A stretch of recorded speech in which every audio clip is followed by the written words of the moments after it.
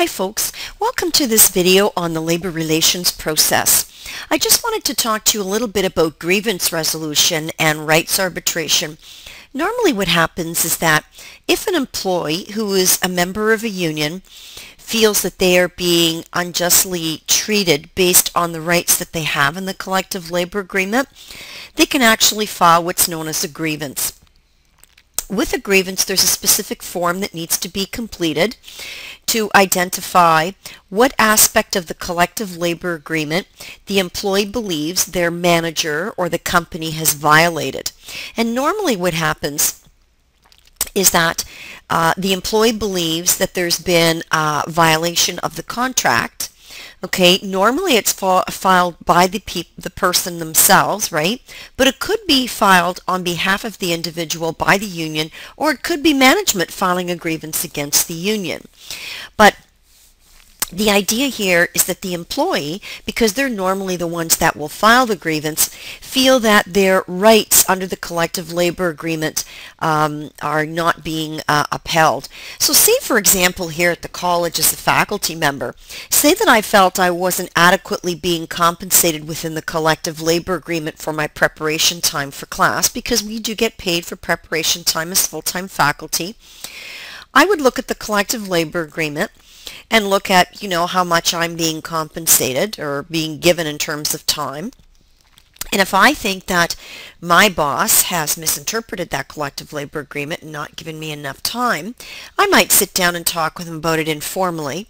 And if he doesn't agree with me and I think I'm right under the collective labor agreement, I can file a grievance.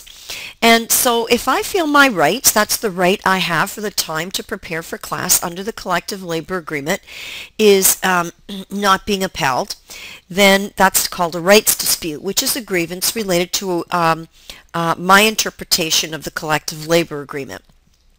Now, if my boss and I don't agree, and we've talked to human resource, and he's talked to human resources staff within the organization, I've talked to my union rep sides with me, management deciding with my boss, we can't seem to come to an arrangement, we might have to go to what's called arbitration, where an outside person not affiliated with the company will look at the comments and the feelings of both sides and the proof that they have, and the arbitrator will make the decision.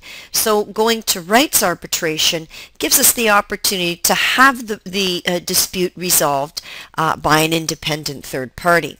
So let's have a look at what the grievance process is like. This may be a little bit small, but again, as I mentioned before, the employee will prepare a grievance. It's a written document outlining why they think they've been unjustly treated based on their rights under the collective labor agreement. Okay, and if the supervisor agrees that I'm right, then under this area here, then it would be resolved.